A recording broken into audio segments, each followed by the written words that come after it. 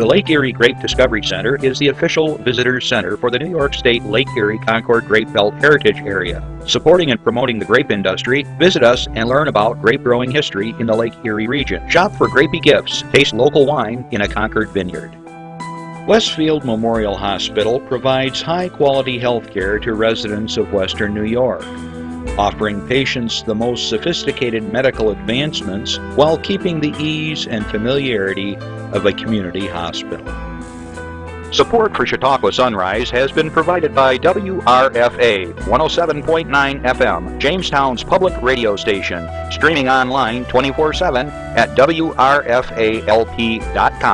Low power to the people. Funding is provided by a grant from New York State Senator Catherine M. Young, representing Western New York's 57th District with a local office in Olean. Chautauqua Sunrise is made possible by a grant from Fredonia Place, a continuing care retirement community providing dignity in a modern luxury environment.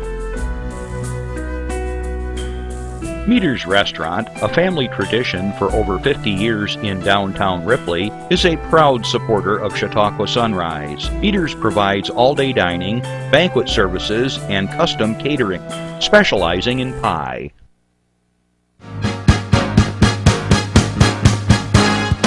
From the Access Channel 5 studios in Mayville, it's Chautauqua Sunrise. Chautauqua Sunrise is hosted by Doc Hamels and supported by the award-winning volunteers at Access Channel 5. Continuing the traditions of Senior Report, we are here to share local news, colorful interviews, and events of interest to everyone. Chautauqua Sunrise is broadcast live Saturday mornings each week, countywide, from 9 to 10 a.m. Join us by calling in live, emailing us, or checking out our social media. And now, from the Channel 5 studios, it's Chautauqua Sunrise. Hey everybody, good morning. I hope you're all safe, you're dry, you're warm, and maybe drinking a hot cup of coffee or hot chocolate or whatever, having breakfast, relaxing. For those of you that are listening to me on Tuesdays at 1 o'clock, good afternoon. I hope the very same for all of you. I hope by now that the snows have backed off and that you can get around Chautauqua County. So good morning and good afternoon to everyone. I'm Doc Hamels and you are watching and you are listening to Chautauqua Sunrise. We got a very interesting show in store for you today, so please do stick around. And if you can't watch us live right now, check us out later either on YouTube or we rebroadcast right out here at Access 5 twice a day at 2 and 8 o'clock. Well, this weather has been quite interesting to say the least. I'm a veteran snow driver, and the last couple of days have been challenging even for me. Thank goodness I got my snow tires on when I did. They were kind of bald like I'm getting, and I was down at Babcock's over in Westfield, and they said, well, your tires will pass, but we recommend that you probably get some new ones for winter weather, and boy, it couldn't have happened sooner. So if you have any doubts about your tires, folks, don't try going out in this weather, because you're going to end up either like the guy I passed on Mayville Hill that was just sitting there doing nothing except waving people on. They couldn't go up. They couldn't go down. I don't know what they're doing, but some of these hills, you got to really have a good tread. If you're new to the county, there's a couple new terms that you might want to learn. All-wheel drive. Where I live up on the escarpment in Ripley, and without all-wheel drive or four-wheel drive or whatever, boy, you can't get around, you can't go up, can't go down. So I always recommend people, if you can get that kind of setup on your vehicles, especially for this time of the year, that's something you might want to get as an option on your vehicles. And then another term that we've all learned to either love or hate, depending if you're a snowmobiler or you're a skier, is lake effect. This storm that we've got is definitely a lake effect storm. Lake Erie is warm, it's cozy, I don't even know what the temperature is right now, but you got a great big huge bathtub next to you, nice and warm, and when that cold air comes across, snow machine, and that's what we're experiencing. Last night I was coming back from Westfield about 9:15, 9:30 in the evening, and I'll tell you, it was getting me dizzy. I couldn't even tell where I was on the road. So that's where you put on the old four-wheel drive, you put on the flashers, you slow down, and I even had to roll down my window at one point. I was out on Route 20. I was just saying earlier, I think I ended up on the wrong side of the road. I'm sure of it, because it was like, was a snowbank on my left so close. So this weather, just take your time, and if you don't have to travel out there, it might be a good idea just to wait either to the next day or later on when the weather backs off a little bit. So anyways, please be safe out there and use some real good common sense. Okay, once again, I want to say hello to folks at WRFA 107.9, low power to the people, Tuesdays at 1 o'clock.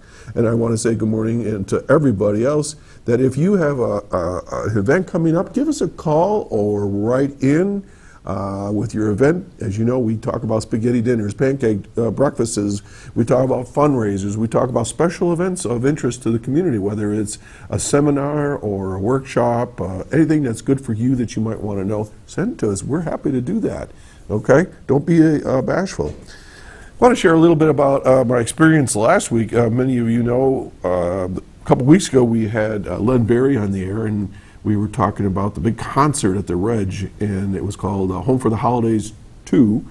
And when I got there, I was carrying my instruments and looking around at the Reg Lene, and if you've never been there, wow, just wow. What a beautiful, beautiful building, and they were started so nicely, and it's just gorgeous in there. And Dennis Drew met me when I came in, and he took us down to dressing room number 3. We had our own dressing room. How cool was that? We were number 3, and there was different sized dressing rooms, and we were down in the basement of the building, and it was in the hallways. Everybody was getting ready, and we had people warming up, singing in one room, and other people were playing their instruments. I heard trombones and pianos. It was just so cool. And if you didn't make that concert, gosh, it was so much fun. I think there was 10 different acts, and it was anywhere from jazz or blues. We even had someone do sort of like a comedy skit with some music. Ron Orbach, who was an internationally known actor and TV star. We had Swedish music. I have never heard Swedish music before on accordion and violins. Bill Ward had his friends come along. Will Russell and I played. We had a great time, and if you haven't checked out the Reg lately, they have movies, they have shows, they've got to have a lot of other acts coming up. I know Diavolo, it was one of those contestants. It was a big group of, I don't know, dancers or acrobats that are going to be coming, I think, in January, and I'm thinking about going to that. That's going to be really cool. And they were on America's Got Talent, and I think they were one of the top 3 acts in, for this year.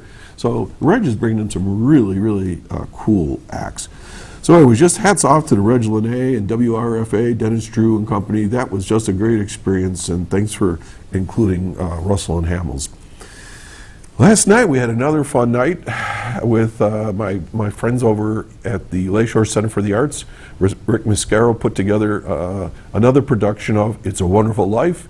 And this was the 3rd year in a row. We had every single person, everybody that was in the first production 3 years ago, we all got together for a 3rd season, and we had a small but mighty audience over at the First Presbyterian Church over there in Westfield, and a great time. And if you haven't seen the radio version of that, it's really a lot of fun.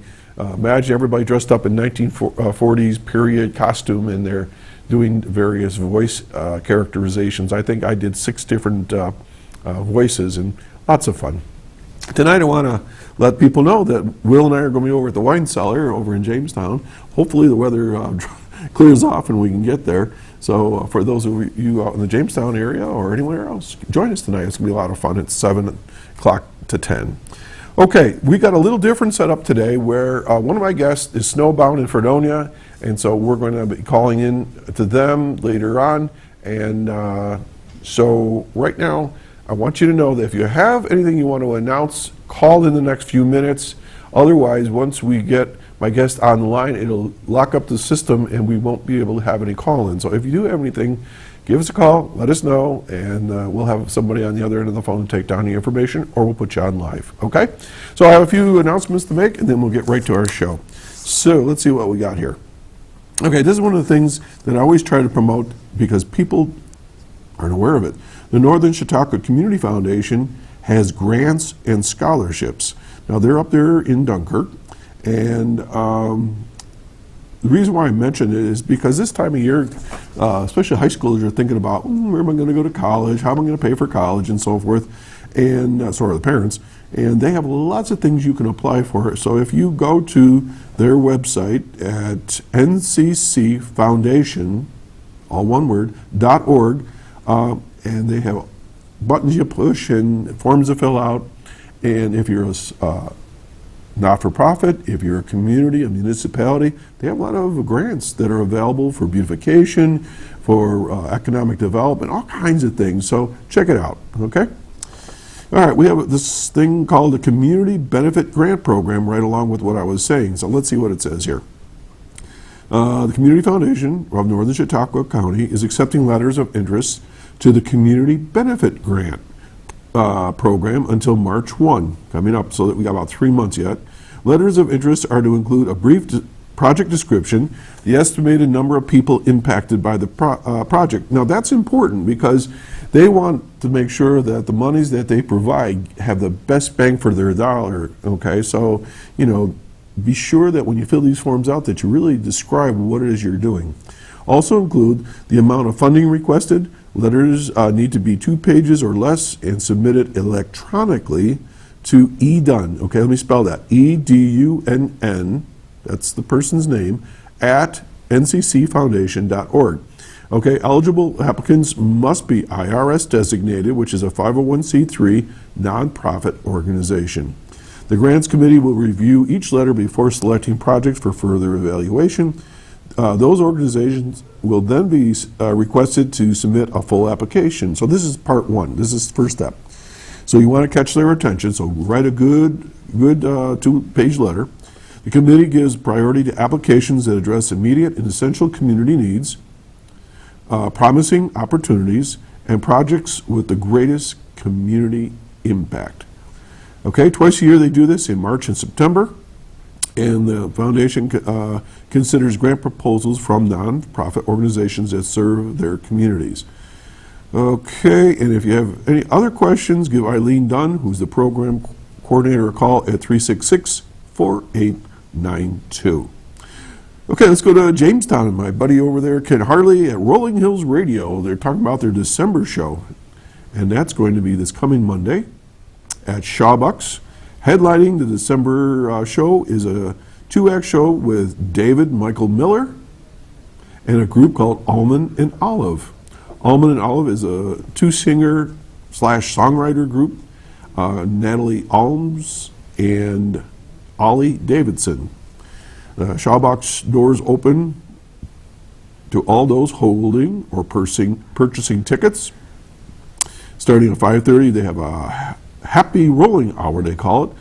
Food and drink are available till 6:15 when the food and drink service stops. Okay. Audience members take their seats and audio and video recording begins promptly at 6:30. The bar reopens for 10 minutes at intermission and then again after the show when the audience is invited to a meet and greet with the performers. Let's see. There continue to be 4 options for purchasing tickets. Until the show is sold out, tickets are available at the door the night of the show, and then you can call ahead for 484-1101, and you can go online at chautauquachamber.org, okay, chautauquachamber, all one word, .org, /events, but you can find it on there. Just look for events. And if you're out and about shopping during Chamber's regular hours, you can stop at 512 Faulkner Street, Jamestown. All right, now I already did this, so I have personal experience. I bought my tickets for Tom Paxton, one of the greatest American songwriters of his era, a folk singer and so forth. And it was real easy. The tickets are quite modest. Tom's was a little more. They were $25 a piece. But Tom is an internationally renowned musician. I believe some of these other acts who maybe aren't quite at that level quite yet, I think they're around $10 or $15. So it's a reasonable night out, and you can see some fantastic entertainment. Okay, again down in Jamestown, the World Juniors Exhibition Games presented by DoubleTree by Hilton Jamestown are coming to the Northwest Arena in December, right now, this month. This will be the first time that the World Juniors have returned to Jamestown since 2010, when they played 3 sold-out games at the former Jamestown Savings Bank Ice Arena. Okay, now listen, this is really cool. Spectators can expect to see 2 days' worth of world-class competition. There it is right there. The December games will feature Team USA against Belarus on Wednesday the 20th, and Belarus taking on Slovakia on the 21st. Several players from the 2010 World Juniors team have gone on to have successful NHL careers, so fans can expect nothing but the best this December at the Northwest Arena. I know Joe Girassi is probably just chomping at the bit. He's a hockey nut. Okay, tickets are on sale now. Tickets are $18 and $23 for preferred seating. There's a limited $10 VIP add-on, which includes a pregame party inside the Jamestown Mattress Arena Club with food and cash bar. For more information, give them a call at 484-2624. Stop off at Landmark Chevrolet box office there at the arena, and you can reserve your tickets ahead of time. So anyways, way cool coming up. If you're into hockey, it's that time of year. The snow is here, the ice is here. Go for it. Okay, got some announcements from Fredonia. Fredonia Place is having a blood drive and holiday bazaar December 21st. They're looking for blood donors and vendors. They have an ongoing toy drive, and they're asking you to please drop off new toys or non-perishable food items at their front desk. They're collecting items such as hats, scarves, mittens, gloves for both children and adults. They'll also be hosting a variety of choir groups, so please watch their Facebook for times and dates. They're one of my underwriters here, and if you have never been to Fredonia Place, what a beautiful location. And it's a place for rehab. It's also a place for senior residents and so forth, and it's just gorgeous. They do a lot of things there, and it's just so cool that they're doing this at this time of year. Okay, get your, I have trouble saying this, Chautauqua gift cards. The Chautauqua County Chamber of Commerce and all community chamber members encourage you to support your friends and neighbors and community this year by shopping locally. It's good for our economy, and you're supporting people you know. One way to do that is to give to the new Chautauqua gift card available at the chamber, okay? And it can be used at 100 businesses right here in Chautauqua County. And if you want more information, give them a call at 484-1101 or 366-6200. Okay, moving right along. Westfield Barcelona Chamber, their Chamber of Commerce, is hosting a fish contest. That's kind of new. Let's see what this is all about. I don't think I've read this before. Just as Buffalo proudly displays its bison statues and Saratoga displays its horses, which is true, the Westfield area community will soon be known for its fish, in recognition of its proximity to the tremendous fishing waters of Lake Erie. The Westfield Barcelona Community Chamber of Commerce is taking orders for blank fish cutouts, which will be decorated and displayed throughout the community this coming summer. The fish dimensions are 4 by 2 foot, and 48 of them are available for organizations to purchase at a mere $15 each. Then it's up to the purchaser to decorate their fish however they see fit and to make sure it's weatherproof for outdoor display.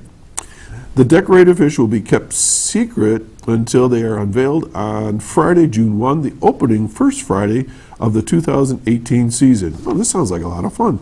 They will remain in place for the summer or until they are worn out or damaged. Businesses can display their fish project in front of their location, and others who don't have a storefront will be given a designated spot. Locations of each of locations of each of the fish will be numbered and mapped to encourage people to move about the town and village in ballots to vote for their favorite fish, which will be available for 25 cents each on the first Friday, June 1, and so on. So if you're interested, go to poster, so that's SPOSTER, poster at chautauquachamber.org, and they'll get that hooked up with you for then. Okay, and last but not least, there's a teen intervene. Okay, this will be on January 4th. It seems like far away, but it's not. This will be held at Sherman Central School. Teen Intervene is an evidence-based brief intervention program for youth ages 12 and 19 years old suspected of experiencing mild to moderate problems associated with alcohol and other substance abuse. The program may also include the participation of teens, parents, or guardians. Teen Intervene programs integrates stages of change theory, motivational interviewing, and cognitive behavioral therapy. That's a lot to talk about on a Saturday morning, to help teens reduce and ultimately eliminate their alcohol and or substance abuse. Teen Intervene is included in the National Registry of Evidence-Based Programs and Practices as an evidence-based prevention program. Okay, so if you're interested, it's $35, and you can contact CASIC for more information, and we'll be talking more about this the next couple of weeks. Okay, that's all I got for right now. So folks, stay tuned. We're going to take a short public service announcement, and we'll be right back with our regular show. Thank you.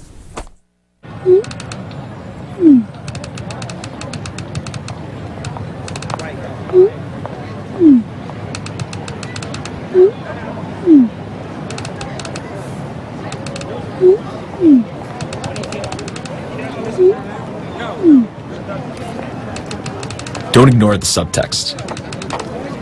It's on us to intervene in sexual assault. Because we can. Take the pledge at itsonus.org. And that's sure timely, I guess, right now.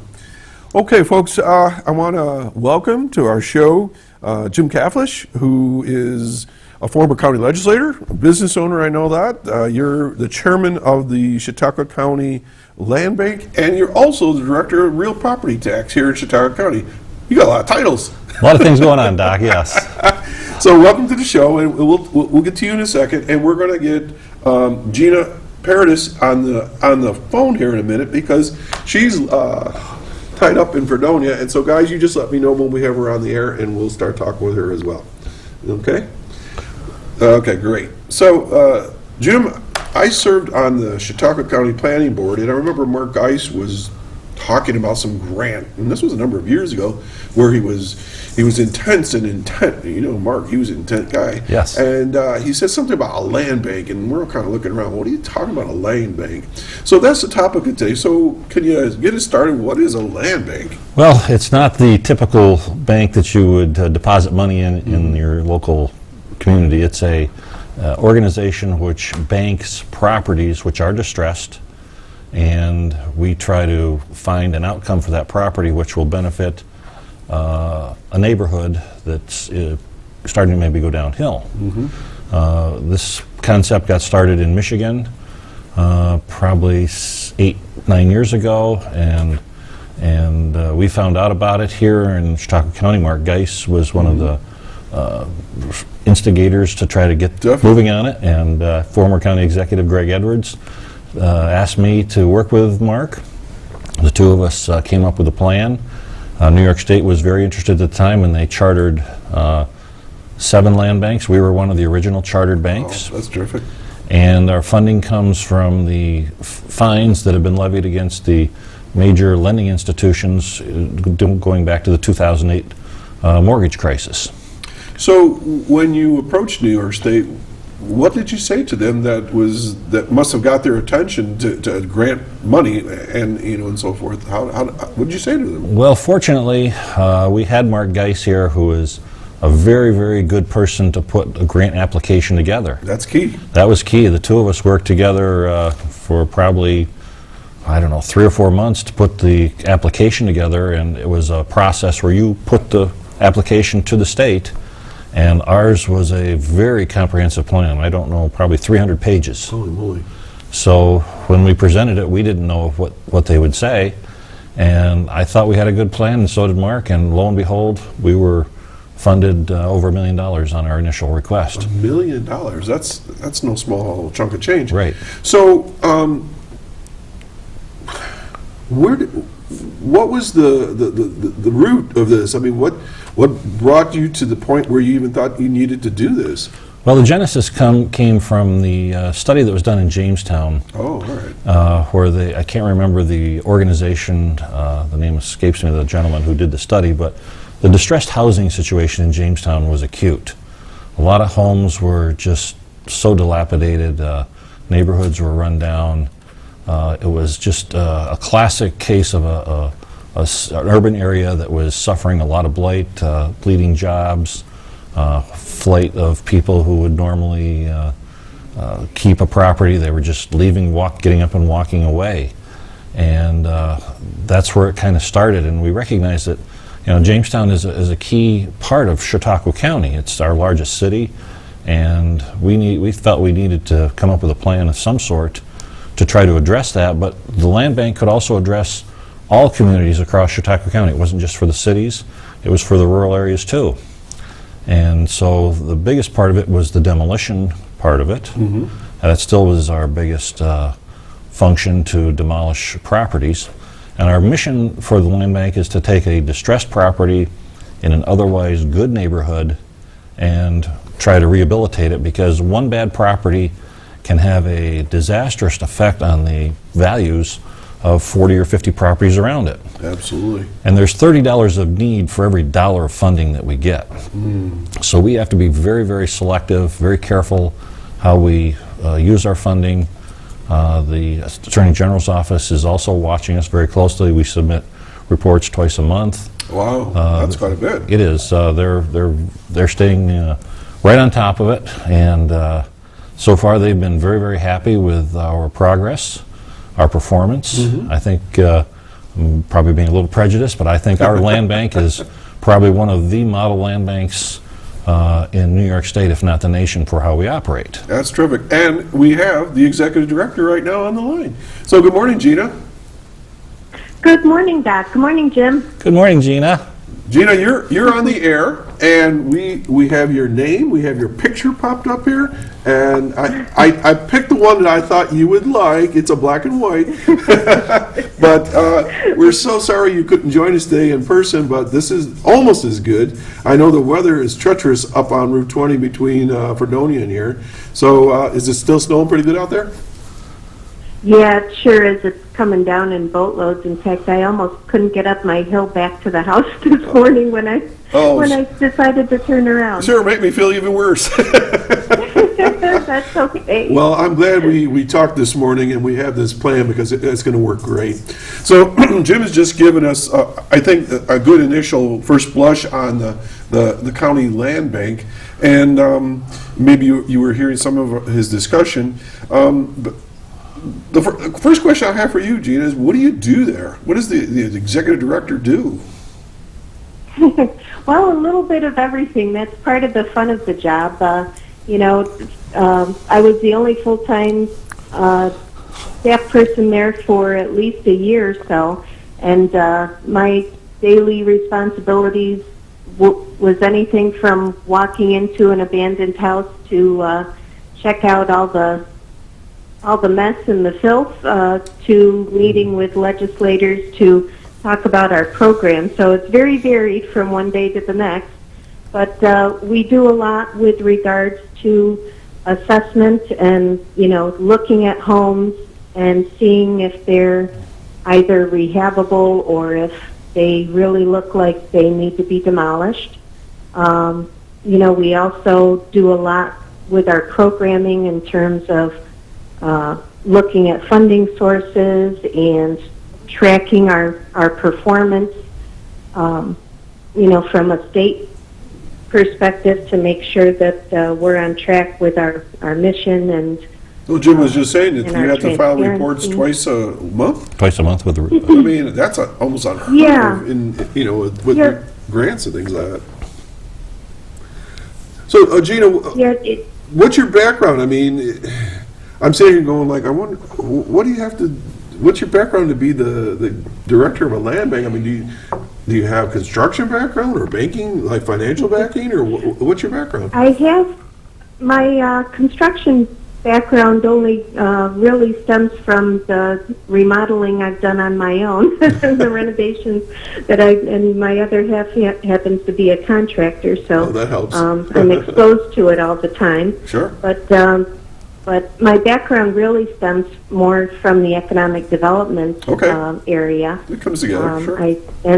And the hotel hospitality area. So I have a deep background in sales and marketing and grant writing, and then about 10 years of experience in economic development and working with governments. I'm sure that comes to play every day on the job, all those experiences.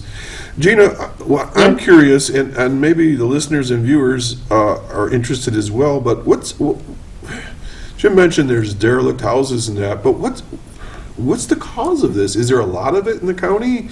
I mean, what's going on?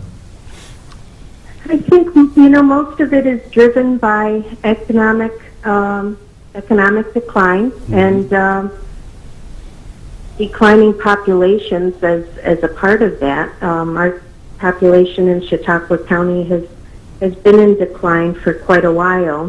When you say decline, are you talking about age, or are you talking about wealth, or are we talking about numbers? What do you mean by decline?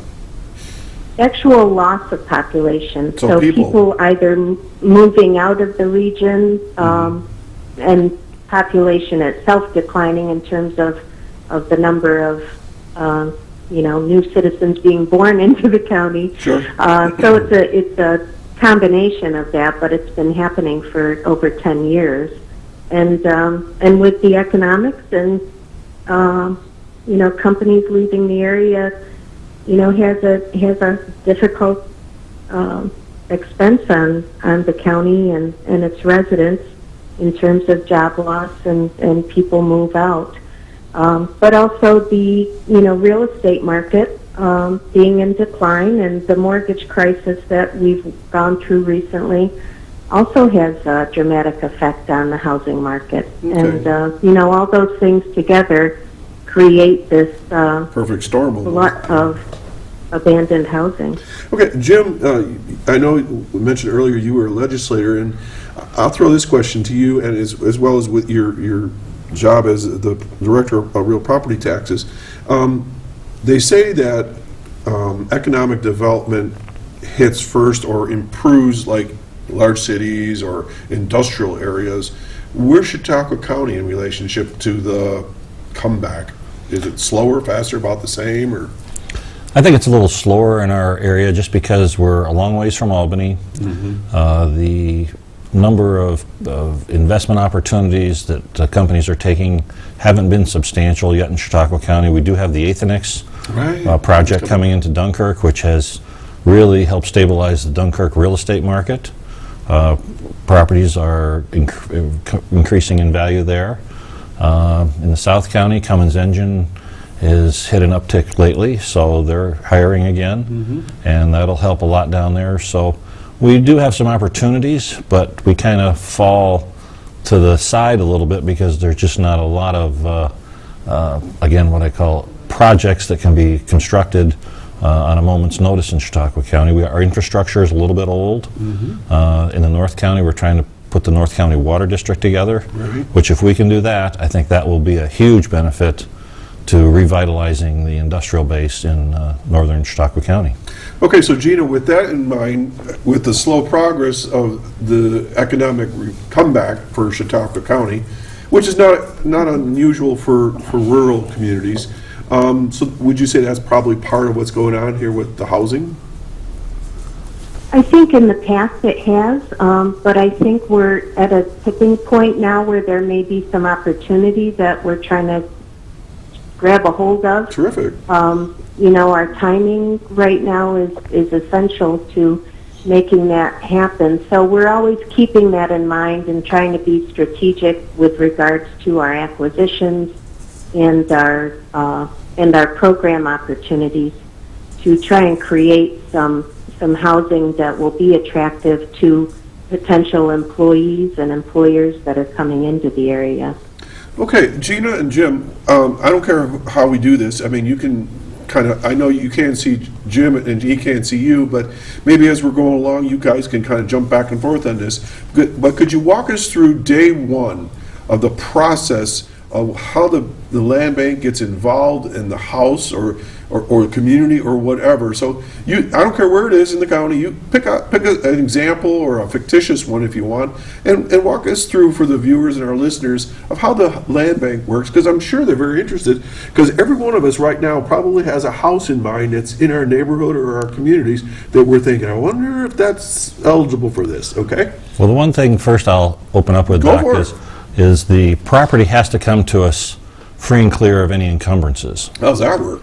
Well, typically we acquire our properties through the county tax foreclosure process. Oh, that's the one you see in the newspaper all the time. Right. Now, when we get to the auction phase, Gina and I and other board members will sit down and prioritize which properties we think are good candidates for us to select, and then the county legislature will actually give those to us for $1 so that we can hold those properties in an inventory and then start the process. I'll let Gina go from there, but to get to that process, we have to acquire those properties in a manner which gives us a reasonable opportunity to get it for a reasonable price so that we can make some money, so we can try to be self-sustaining. So just to clarify, so these are homes or houses, somebody's home, the houses that no longer have an owner.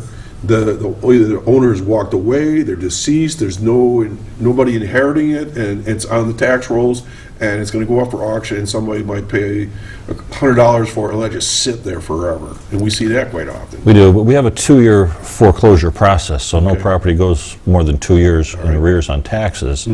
But yes, it's a property that has fallen behind 2 years typically, and there could be people still living there. It could be a rental property. Maybe it's abandoned. Maybe it's, again, people who are just can't pay the taxes and they will have to move eventually.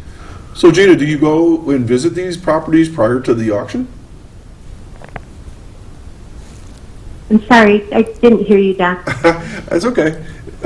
So Jim was saying that you guys review a bunch of properties that are going to go up for auction. So do you take a group and go look at these properties before the auction?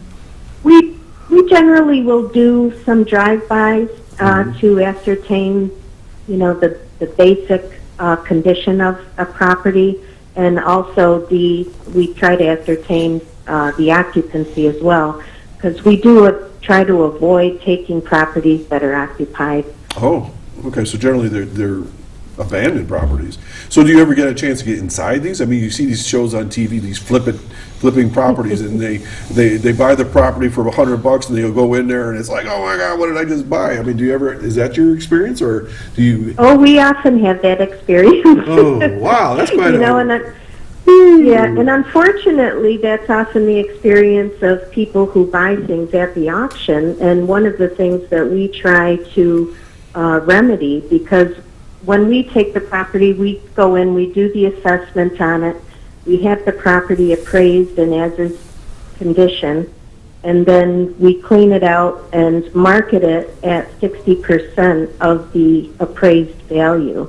So that automatically gives people some room to build some equity in the property right from the get-go and incentivizes them to reinvest in it. So what houses do you not want? Oh gosh, well, anything certainly that's structurally unsound. Okay, so roofs caving in, walls wonky, things like that. Right, those we will try to take off the auction list for demolition. Okay, so there's two things you do here then. Okay. Yeah. If we're looking at a house for rehab, we're hoping that it's the worst house on the block in a halfway decent neighborhood. So that way it's marketable and our impact is maximized by the ability for us to impact the property values in that neighborhood. So just for round numbers, if a house was valued at $50,000 and you mark it down 60%, whatever that comes out to, That's what you try to sell the house for? That's our asking price. We don't always get our asking price. It depends on how competitive the situation is in terms of market interest in the property. Mm-hmm. But whatever we end up selling the house for, we contract with the purchaser and hold them by contract to a renovation plan and budget. So in order to purchase one of our houses, you have to commit to a full rehab. And usually we have a minimum scope of work that we require to be done, including handling all the code violations or code issues, making it safe, and making it presentable in the neighborhood. So your group doesn't rehab the house? No, we don't. You grab it, save it from whatever, a slow death, but then you offer it at a price where people can come in there and rehab it? I mean, what's the carrot here? Yes. I'm missing something. What's the carrot? Basically, we're putting the house back on the market at a lower than market value opportunity, and people have the ability to actually walk through the house, understand what all the challenges are with rehabbing that house, and provide a realistic proposal based on the scope of work, and be able to either live in it, resell it, or rent it out, depending on the neighborhood. So you don't care what they do with it as long as they rehab it and make it, bring it back up to code and so on. Well, we do care that it is still used in within the character of the neighborhood that it's situated in. So if it's an owner-occupied neighborhood, then we're looking for a proposal where the house will be occupied by a family in the end that will own it. Okay, I'm going to throw this question to Jim, okay? Give you take a breather there. Jim, coming from Buffalo originally when I was growing up, and now I see these on the news all the time, out of Erie, Jamestown, I don't care what city it is, the drug houses. They're huge. Everybody knows it's there. It's house is falling down. People are coming and going. I mean, do you ever get involved with like houses that were drug houses and they've been taken back, or the sheriff seizes it or something, or federal governments, or? Well, unfortunately, the drug epidemic is a factor in all properties now. And in the foreclosure process, we don't always know when we foreclose what has occurred on that property. Oh, okay. And one of the issues we have is we don't get to do a inspection of a property in the tax foreclosure process. So there have been occasions when we have foreclosed on properties that they've been a meth house. And that's not good because the contamination, the contamination is very toxic. People can actually die from the residues and fumes that are emitted. So it's you should be very, very cautious entering any house that would have a strong, what I call smell of like cat urine. Because that could be an indication that there was methamphetamine produced there at one time. And I've talked to the sheriff's deputies, and I even had them go to be with another house in another situation because I wasn't sure what was going on there. And fortunately, it was just cats in the house. But you want to be suited up in some of these situations. Sure. But one of the problems we have for tax foreclosure is it's a blessing and a curse to go through the tax foreclosure process, because when we sell those properties at the tax auction, we have no way to hold the new owner to a standard to bring a house back to the neighborhood standard. And that owner could be anywhere in the world, right? Could be, but typically the distressed properties here are bought by neighbors or people locally who are going to turn them into a rental or something else. Hopefully. I mean, we do have some slumlords who live away who do get involved in it. But that's what we're trying to avoid is absentee ownership with the land bank, and turn these into owner-occupied for the most part that we can, so that there's pride in neighborhood, and that pride will hopefully be infectious, and the rest of the neighborhood will do their best to keep their property improved. So the $1 million that grant you have, it goes to what, Gina? Just to buy the properties? No, actually, the grant money that we have primarily funds our demolition program, Okay. supports our overall administrative program, and helps us with a little bit of funding to purchase bank foreclosures. Okay, so, But our rehab program is primarily, funded internally through, it's fairly self-sustaining at this point. okay, well, I'll tell you what, let's pop up some pictures here that you sent. And you can't see what we're doing right now, right, Gina? Nope. So we can make faces at her. We could, yeah. Okay, so we're going to pop up some pictures of some houses, and Jim can talk about them, and you can jump in. So I don't know anything about these pictures, but I'm looking at looks like a 2-story house with a porch on the back, or front. No, on the front, I guess. On the front. Yeah, this was a house that was rehabbed. I don't know, I don't see the picture before, but this is the picture after. It's 213, I think, Gina. Are you familiar with that property? Oh, it's probably 215 Prospect? Yes, 215 Prospect. So, yeah, the before picture is the white one, and then I think it's tan Okay. in the after photo. Yeah, we're looking at the tan photo, So for our listeners, and there's the white photo. that's See? the same house? That's the same house. Well, look, it's all overgrown. Looks like Jumanji with all the good things growing all over the place. Okay, so I see. Yeah, Go ahead. I'm sorry, that was a 2-unit rental property in a Jamestown neighborhood that had been abandoned. And actually, one of our realtors happened to walk in on some illicit activity going on there when he was trying to show it to someone. So it was one of those houses that we've been talking about. And luckily, we had a gentleman who's actually done 3 houses with the land bank now. Okay. And he did a beautiful job making a huge improvement in that neighborhood with that house. Okay, Jeff, can we bring that picture, the before picture, back up for a minute? Okay, let's see here. There's a sign out front, and I see these every once in a while. Jim, what's that sign Well, about? that's the sign we put up in front of all properties that are going to be going to the tax foreclosure auction. Okay, So we have to put a sign up so people... so let people know that it's available. It's available. But Yeah. you guys go to the auction and you get it, or you just No. simply take it off the auction list? We pull it from the auction list Okay. the day before the auction, and then it goes to the county legislature for approval to sell to the land bank. Okay, so in this particular property, you pulled it off the list, and then you did your magic, and you got somebody interested to buy the house, and they rehabbed it. Correct. It goes into land bank Correct. ownership. It would go to the Okay. land bank. And then we go out on the MLS. We advertise the property. It goes through the regular real estate channels, and we accept offers. We look or take offers, then we accept the offer that the board would approve. Do you ever get a house that you can't get rid of? Well, Gina, I think we've had a couple Sometimes. of Well, difficult... no, I mean, Yeah. people want to know. Yeah. I mean, it's okay. Yeah. I'm sure you're going to get a dog or 2 here and there.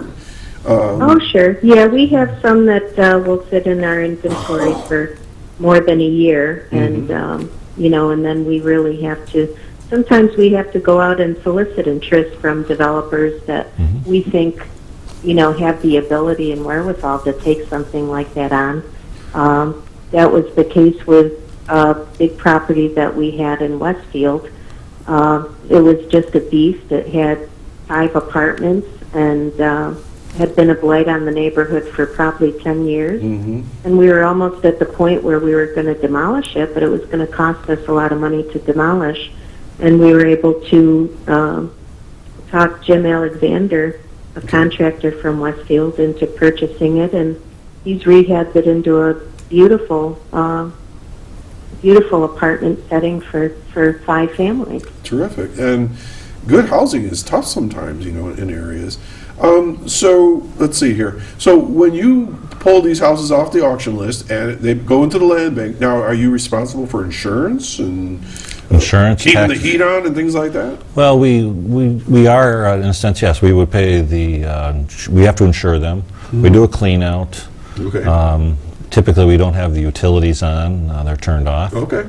So it's just sitting there as what I call a bare house. So who does the clean out? I mean, do you have staff to do that? We contract it. Okay. No, fair enough. Yep, we contract it with an RFP.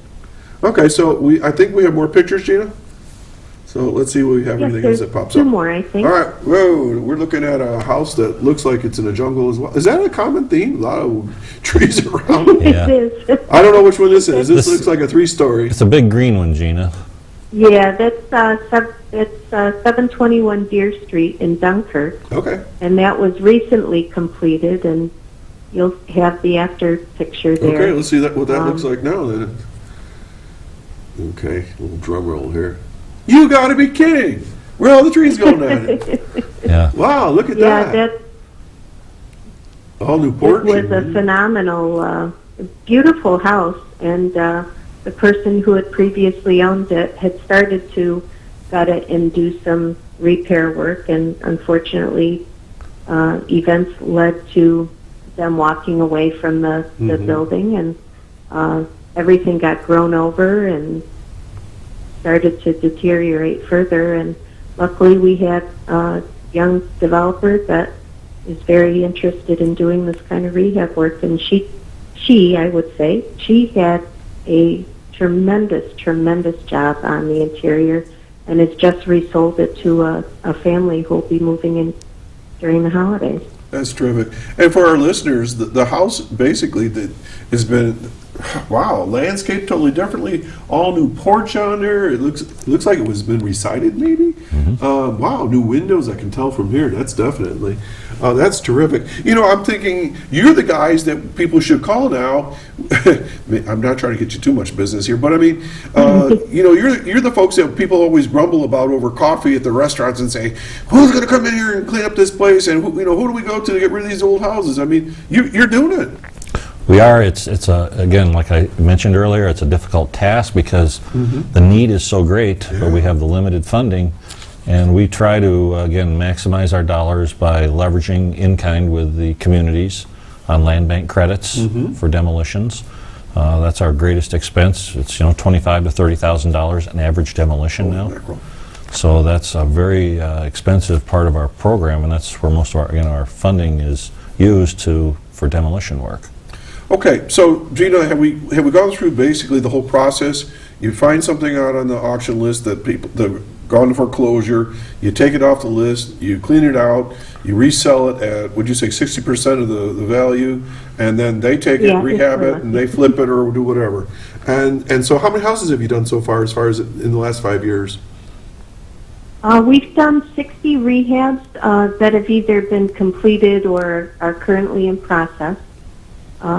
We've put 48 side lots back on the tax rolls, and we've completed about 78 demolitions with some matching funds from the city of Jamestown and Dunkirk. Now, folks that are listening are taxpayers, which should be almost all of us here. You said you rehabbed 60 houses and you put 45 of them back on the tax rolls? Is that what I heard? Correct.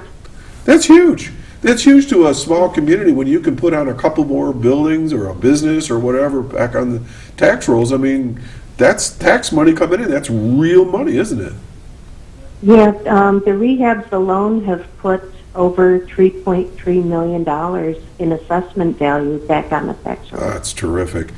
And leverage $1.8 million in private investment. Wow. Well, how many houses would you say right now would be in need of this project in Chautauqua County? You only do so many, but Jim said 30, maybe 30 to 1 that you do. Is it? No, it's 30. There's $30 of need. $30, not $30. Of need for every dollar Wrong we have. statistic. Yeah. Okay, I got you. So how many houses would you say are in need? Do you have any idea? Oh gosh, there are hundreds. I think Chautauqua County in the last census was looking at a 22% vacancy rate in the county. Wow. So there's a lot of homes out there that need some attention. Okay, we've talked about the rehabbing part. Let's talk a little bit about the demolition, couldn't we? So who gets demoed here? What happens? Gina, how about? Generally, Go ahead. to get started, generally we talk with the municipalities Okay. and reach out to them to let us know what their problem properties are, what they have in their funnel coming down that is in need of demo. And then we target those properties on the tax foreclosure list that really shouldn't be sold, that really need to be demolished.